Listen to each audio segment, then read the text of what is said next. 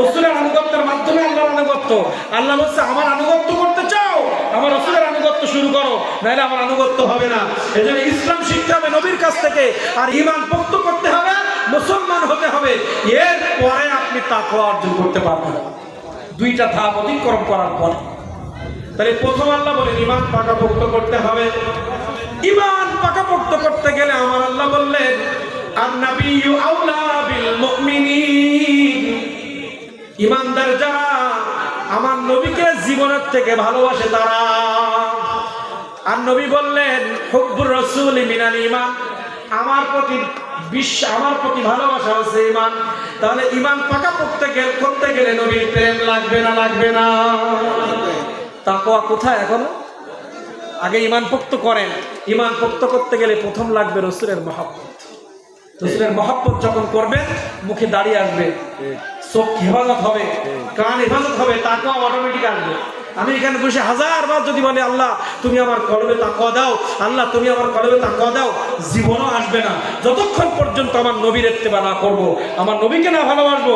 সারাদিন তাকওয়া করলে কাজ হবে না। এজন্য আল্লাহ রাব্বুল আলামিনের হাবিব মুহাম্মদুর রাসূলুল্লাহ বললেন তাকওয়া অর্জন করার প্রথম ধাপ ঈমানকে পাকাপোক্ত করা, এরপর ইসলামের কাজগুলো শুরু করা। কি করা? ইসলামের কাজ। এখন ঈমানের স্বাদ পেয়েছে তারা, তিনটা কাজ করেছে যারা, ভালো করে বুঝবেন। আমার নবীজি বললেন ঈমান পাকাপোক্ত হয়েছে তাদের, এই কাজগুলো করছে যারা। কোন কাজ? সালাসুন মান কুন্না ফি হালাওয়াতিল ঈমান, আল্লাহ রাসূল বললেন তিনটা গুণ যাদের মধ্যে থাকবে, এই তিনটা গুণ যারা অর্জন করতে পারবে তারা ঈমানের স্বাদ পেয়ে যাবে,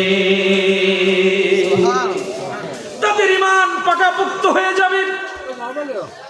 তিনটা গুণ অর্জন করতে পারলে ঈমান পাকাপোক্ত হয়ে যাবে। খুব খেয়াল করবেন, আমার দুইটা পয়েন্ট আজকে আলোচনা। একটা হচ্ছে ঈমান পাকাপোক্ত করার তিনটা গুণ।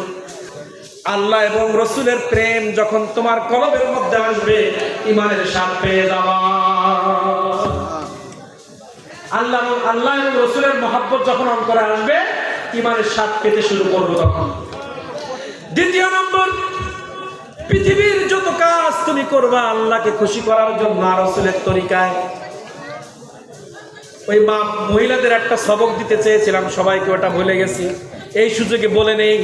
আপনি জীবনে যত কাজ করবেন প্রত্যেকটা কাজ আল্লাহর জন্য হতে হবে, নবীর সুন্নত মোতাবেক হতে হবে, আর হালাল পথে হতে হবে, নাইলে ওই কাজ আল্লাহ গ্রহণ করবে না। এই যে মিলাদুন নবী করছি, প্রথম নিয়ত করতে হবে মিলাদুন নবীর অনুষ্ঠান আল্লাহর জন্য করছি, আর রাসূলের সুন্নাত তরিকায় করতে হবে। এখানে গান বাজনা বেপর্দা কোনো ব্যবস্থা থাকলে হবে না। এবং এই খানাটা হালাল টাকায় হতে হবে। হালাল যদি না হয়, তিনটার মধ্যে কোনো একটা যদি সিলেট খায়, ওই অনুষ্ঠান আল্লাহ গ্রহণ করবে না। আপনি নামাজ পড়বেন, নামাজ পড়ার জন্য প্রথম আপনাকে নিয়ত করতে হবে আমি আল্লাহর জন্য সিজদা দিচ্ছি। দ্বিতীয় নাম্বার, রাসূলের তরিকা অনুযায়ী নামাজ পড়তে হবে। তৃতীয় নাম্বার, আপনি যে পোশাকটা পরবেন, আপনি যে মসজিদটা বানাবেন, ওই মসজিদটা হালাল টাকায় হতে হবে। আপনি যে ব্যক্তিগতভাবে নামাজ পড়বেন, আপনার নামাজের পোশাকটা হালাল টাকায় হতে হবে। আপনি আল্লাহর জন্য নামাজ পড়লেন, রাসূলের তরিকায় নামাজ পড়লেন, কিন্তু নামাজের মধ্যে যে পোশাকটা আপনি পড়েছেন এটা ঘুষের টাকায়, সুদের টাকায়, এই নামাজ আল্লাহর দরবারে কবুল হবে না। তার মানে ঈমান, তার মানে কি? নিয়ত। আপনার আমার নিয়তে যদি ভেজাল হয়, সারা জীবন ইবাদত করবেন, একটা আল্লাহ নেবে না। এই জন্য মা বোনদেরকে বলি, আপনি পর্দা করবেন আল্লাহর জন্য, আর ওই ঢেলা ঢেলা বোরকা পরে পর্দা করে না, সুন্নাহ পর্দা নয়। আপনি পর্দা করেছেন আল্লাহর জন্য, কিন্তু এমন টাইট বোরকা পরেছেন বডি মাফা যাচ্ছে, এই বোরকা পরে সওয়াব হবে না। আর আপনি পর্দা করেছেন, ঢেলা বোরকাও করেছেন, কিন্তু মানুষ বাহাবা বলবে, এজন্য পর্দা করছি, আল্লাহ রাসূলের জন্য না। আপনার পর্দা করে একটা নেকিও হবে না। তাহলে প্রত্যেকটা কাজ আমরা করবো তখন আল্লাহর জন্য করব, রাসূলের সুন্নাত তরিকায় করব, এবং হালাল পথে করব। ঠিক আছে? বুঝেছেন?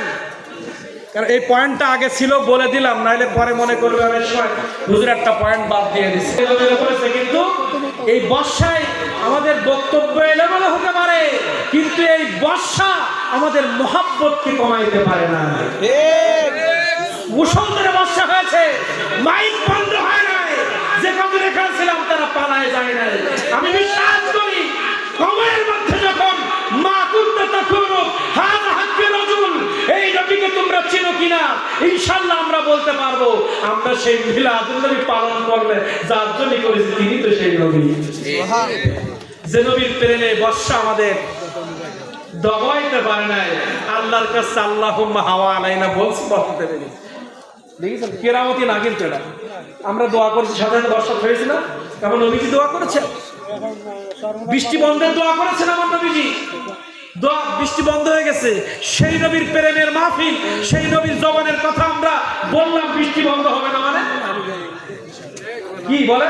তাই তো তোরা কি ভালোবাসিস, তোরা আমার নবীর সুন্নাহ বন্ধ করে দিবি, তোরা আমার নবীর জিকির বন্ধ করে দিবি, কিরা পৃথিবীর মধ্যে সবাই আন্দোলন করে তোরা আমার নবীর স্মরণ বন্ধ করে দিবি, কিন্তু কিয়ামত পর্যন্ত আমার নবীর জিকির পৃথিবীর জমিনে বন্ধ হবে না, হবে